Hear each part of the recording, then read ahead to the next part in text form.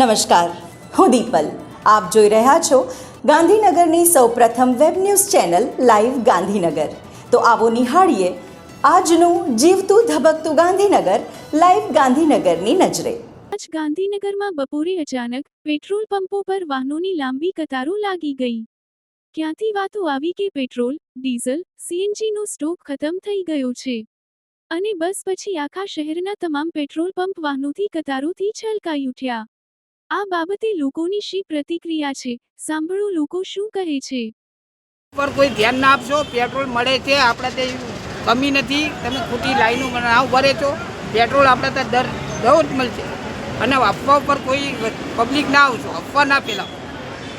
કોઈ પેટ્રોલની તંગી આવવાની છે એટલે તાત્કાલિક ભરાવા આવવું પડ્યું. અને બ્રધરનો ફોન આવ્યો કે લાઈનો પણ બહુ લાંબી લાગી ગઈ છે એટલે અચાનક તાત્કાલિક આવવું પડ્યું. પણ સરકારશ્રી તો કહે છે સ્ટોક પૂરતો છે, કોઈ તમારે શું કહે પરેશાન થવાની જરૂર નથી, તો પછી કેવી રીતનું છે ખબર નહીં હવે શું થયું હશે. અચાનક હતા તો બ્રધર છે સરકારી વકીલ, જેમનો ફોન આવ્યો મને કે તું જરા જતો આય, ફટાફટ ભરાઈ દેજે ને કે પછી લાઈન બી લાંબી થશે, કદાચ ના પણ મળે. કેટલું પેટ્રોલ પુરાવે આપ્યું આજે? 200 રૂપિયાનું જ આપે છે. 200નું જ આપે છે? હા.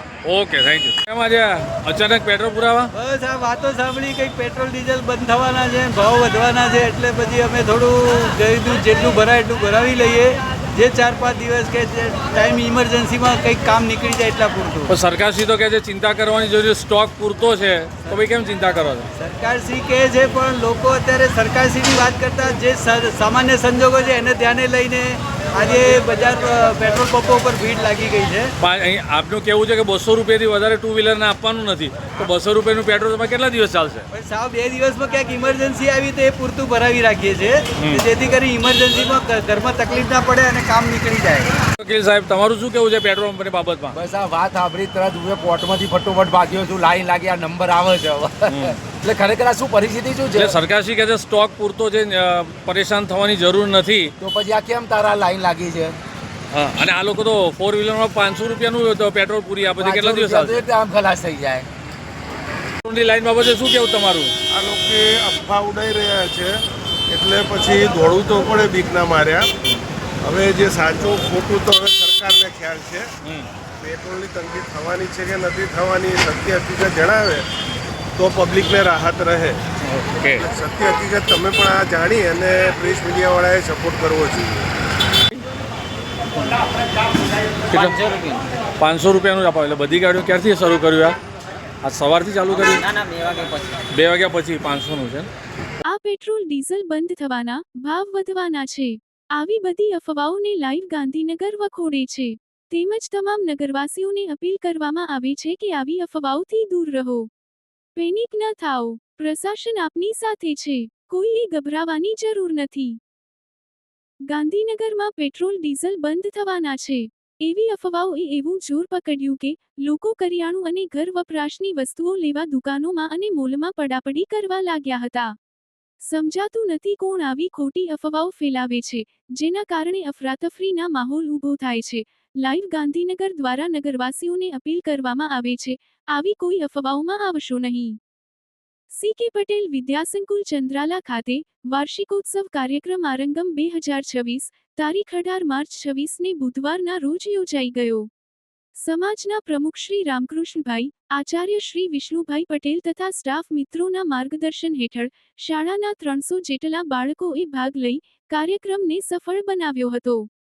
અલગ અલગ થીમ ઉપર બાળકોએ પોતાની કૃતિ રજૂ કરી તેમનામાં રહેલી કલા કુશળતા વડે દર્શકોના મન મોહી લીધા હતા. દર 4 કૃતિ પછી 4 લકી ઇનામી ડ્રો કરી વાલીઓને ઇનામ પણ આપવામાં આવ્યા હતા. સમગ્ર કાર્યક્રમમાં 25 જેટલા ડ્રો કરવામાં આવ્યા હતા, જેના લીધે વાલીઓમાં ઉત્સુકતાનો માહોલ જોવા મળ્યો હતો. 2000 જેટલા વાલીઓ ઉપસ્થિત રહ્યા હતા અને આ કાર્યક્રમ સુંદર રીતે સંપન્ન થયો હતો. ગાંધીનગર જિલ્લાના મગોડી ગામે એડીસીસી બેંક શાખામાં નવું ઓનલાઈન એટીએમ સેન્ટરનું ઉદ્ઘાટન કરવામાં આવ્યું. આ બેન્કિંગ સુવિધાના પ્રારંભે નાગરિકોને હવે બેન્કિંગ સેવા કેન્દ્રનો સીધો લાભ મળશે. એટીએમ સેન્ટરનું ઉદ્ઘાટન એડીસી બેંકના ડિરેક્ટર જી પટેલ દ્વારા કરવામાં આવ્યું. આ પ્રસંગે મગોડી ગામના સહકારી મંડળીના ચેરમેન, સેક્રેટરી કમિટી સભ્યો તેમજ ધી મગોડી દૂધ ઉત્પાદક મંડળી દહેગામ અને ગાંધીનગર તાલુકાના વિવિધ શાખાના મેનેજર શ્રીઓ તેમજ એગ્રીકલ્ચરના લોન મેનેજરો સ્ટાફ હાજર રહ્યા હતા. આ પ્રસંગે મગોડી ગામના આઈડીસી બેંકના મેનેજર આશિષ રાવલ ઉપસ્થિત રહ્યા હતા. આ સાથે સ્ટાફ હાજર રહ્યો હતો તેમજ ગામના નાગરિકજનો તેમજ સામાજિક આગેવાનો સહિત ઉપસ્થિત રહ્યા હતા. તો દર્શક મિત્રો, આપે અનુભવ્યો ગાંધીનગરનો ધબકાર. આપની આસપાસ બનતી આવી જ ઘટનાઓની જાણકારી અમારા સુધી પહોંચાડવા માટે સ્ક્રીન પર દર્શાવેલ નંબર પર વોટ્સએપ દ્વારા અથવા ઈમેલ આઈડી પર મેલ કરીને આપ અમારો સંપર્ક કરી શકો છો. ધન્યવાદ.